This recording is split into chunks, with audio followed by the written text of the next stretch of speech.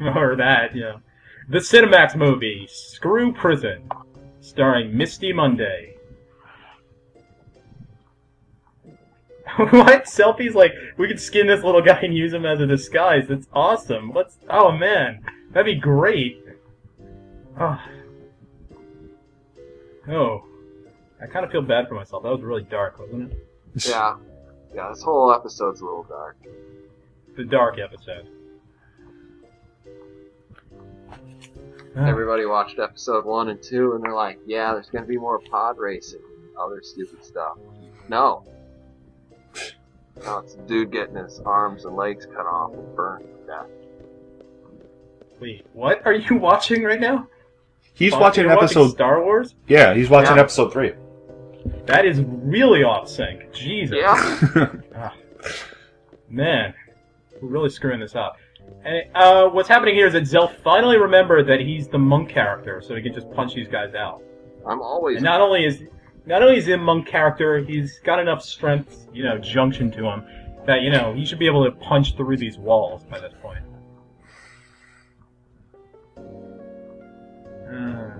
You like this background? Thoughts about this background? I hope wow, those really weapons like this. They look really secure there, just laying on the ground, not locked up or anything. Well, they just want to make it easy for us. Anyway, what are your thoughts on this background right now, Deathly Slash Sword or Tactic Angel? They look nothing at all like the one just beneath it. Yeah. I really hope you love this background. Do you know why? You know why you don't like it? A lot? Yep. This whole dungeon is 2 backgrounds repeated for about 14 floors. Oh, great. Yeah. I thought the Mystic Quest LP was done 6 months ago, but here we are again. Wow. Oh, I love this fight music, just for the record. It is really good. It's in 5/4. That's the key to making good fight music. Oh. I'm not versed in musical theory, but that's good to know. Well, 5/4 always makes you feel very uncomfortable because it's not in 4 or 3, which is very normal. You always kind of feel like you're falling forward with 5/4. Huh. Oh. I always thought it was in 3/4 with a few measures of 4/4 thrown in, but I haven't taken music theory in a couple of years, so shows what I know. I'm a history major. I think it might be in 600 divided by 12 times. No, 358 over 2 times. Oh, jeez. Maybe? Nothing? Don't look at me. Huh. If we're going by majors, I'm an art major. How's that working out for you? I work for an insurance company. Thanks for asking. Cool. I'm graduating. I have no idea what I'm doing. I don't think they'll pay me to do Let's Plays, though. Well, You could try. if you're like the majority of people in your age group, you can be unemployed for about 4 years until somebody elects someone else. Holy shit. What just happened to Zell? Wow, they're growing giant! What the? Oh! Yes! Oh. Giganticism. It's just infectious. And Does anybody Zell gets remember to see... being impressed by this? I'm amazed by it. This is incredible. How exactly did they do that? Can you do it again? What button makes them do that? On the bright side, we could just jump back and do it again. Yeah, we could just rewind the video. If only I had that editing power. Yeah. Ah, yes, Biggs and Wedge. Here's a Really boss screw that we have to fight. Biggs and Wedge. Here we go again. These bosses, they're just as comic relief as ever. Anyway, this is technically a boss fight, though the music would tell you otherwise. Or wait, no, is this the boss? Is this boss music or regular battle music? I think the boss is later on. Alright, so this is regular battle music. They are kind of a boss, but what they really are is the best thing I've seen yet. Because, I think Wedge there, the guy in red, he has a spell called Haste. And I love Haste. Yeah, unfortunately, you never cast any of these spells. No, Final Fantasy VIII isn't designed well enough. You just kind of set up your junctions well enough so you're already super fast and super strong, so there's not really much reason to use buffs. But you can put haste on your speed stat. So anyway, this boss fight is mostly me drawing haste. I mean, and that'll come up in a moment. But... There we are, 9 haste. Oh, Quistis, why couldn't you have been in a better game? Yeah. Final Fantasy IX was happening at the same time. Couldn't they have brought her over? They could have put Aiko or something in this. I mean, I like Aiko. She's an okay character, but she definitely fits more here with all these hyperactive, crazy people. Oh, you can't have Selphie and Aiko in the same game. That's just... you're just asking for trouble. An event horizon of quirkiness. No light can escape it. It's simply too crazy. They're too giddly. Alright, how about this? Final Fantasy 15. Here's the lineup. You got Selphie, you got Aiko, you got Riku, you got Vanilla, and you got Krill. They're all together. Riku? Yep. Throw that in there. No, I said Riku, didn't I? I don't know. Huh. Yeah, you got all of them.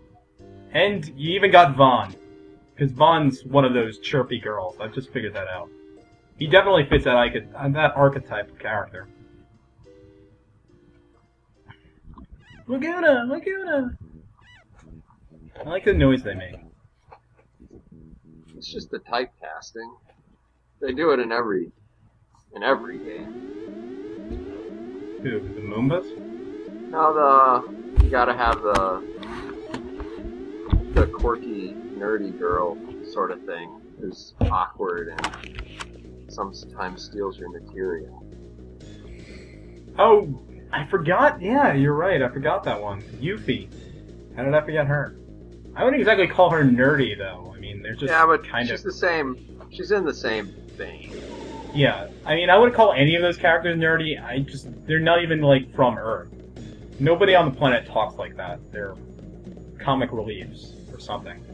Anime characters? Ugh. Coming from the dark depths of the high school anime genre, Selphie. Dun dun dun. Where are you going right now? You gotta go up. What you can barely see is a 3-foot waist-high fence. You can't go over that, so you gotta walk all the way around the circle. Oh. Yes.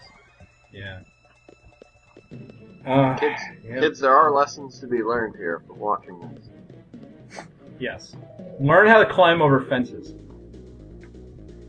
It may seem scary, but the skill will come in handy. The more you know. Are we on 410? Yes. Mm-hmm. Okay, good. Alright. I'm willing this LP to stay together. Willing it. You will succeed, let's play!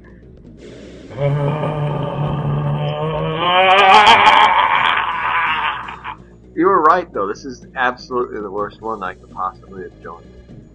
Yeah, I'm sorry for that. It is. Yeah, it's the game. I mean, what am I gonna show? It's just what it is. Like, in the first video, Skaith was like, oh, why are you drawing so much? I'm like, that's what you do. Final Fantasy VIII is a drawing game. You get 99, and you sit pretty for that. Yeah. Oh, do we get to watch this? Yeah, I'm playing a little bit of Triple Triad. Oh boy. Yeah. It breaks up the monotony. Well, you're also in the middle of a jailbreak right now, so... Yeah, well, you know. Whenever you're in a jailbreak, there's always time to play cards. I tell you, I've played probably 4 games of this ever. Because I think that's, like, the bare minimum plus 1. I'm kind of a big fan of Triple Triad. I mean, it's not that I think it's all that well designed. I think it's way too easy. It's just like, you can either keep playing the game, or maybe you can have this small tactical puzzle here. I just wish there was more of a strategy dimension to it. It's just like, you just win every time after you get enough good cards. Mm-hmm. That was my problem. I lost my Ifrit card, and then I was screwed the rest of the game. You lost your what card? I left my Ifrit card near the beginning of the game, and that just set me back for the rest of the game. Your Ifrit card. Ifrit. Yeah, that's what happened in the first video. I catastrophically lost it because I didn't understand the rules of Triple Triad. But then I won it back. I had no good cards, and I dug with my teeth and my nails, my fingernails, fighting these impossible battles until finally I reached the point where it was just kind of a joke. And that's Final Fantasy VIII, really. Perhaps in a way, it's a metaphor for life itself. Except, no, it's the exact opposite of that. Yeah. Yep. Yep. Can't help but think as I'm watching this, really concentrating on the game for the first time in what appears to be 13 years. Yeah. That nobody's asked for this game to be remade. That's where you're wrong, actually. People have asked for this game to get remade. I don't know why. But it's definitely not the vocal voice that wants Final Fantasy VII remade. Yeah. And you know what? That's really sad, too. Square Enix is never going to remake Final Fantasy VII, and they're doing the right thing by doing that. If they remake 7, that's the end of the series. They'll never be able to come back. Well... People... Oh, here's an actual fight. I'm fighting this, Gurren Lagann enemy. They released the most strangely worded, we're never gonna do this, sort of way of phrasing it. They said that we aren't going to make a Final Fantasy VII remake until we make a game that's more popular and sells more copies. Might as well have just said you're never going to do it, because they never are. Well, Final Fantasy VIII sold more copies than Final Fantasy VII. Did it? Really? Oh, yeah. Of course, it was riding off of 7's popularity, and everyone was let down and disappointed afterwards, but it did sell more copies. Well, not everybody was let down. Some people were actually big fans of this game. I mean, I can kind of see why. I mean, oh, absolutely. I'm one of those people who didn't actually hate it, but more popular, no. If you squint, it can be a really fun game. I mean, you just squint a little bit, and it kind of looks like 7. Just imagine the characters are more blocky, and the battles are more fun. And they talk a lot less. 7.8 million copies, 7, 9.7. Oh, alright. Well, there you go. That's they have to go beat 9. They got to beat 9.7, which is like as popular as any game can ever really be. Like, what did Wii Fit sell? 23 million? Oh, jeez. Well, that's because, it was packaged? No, that was Wii Sports. It was packaged with every Wii. Yeah.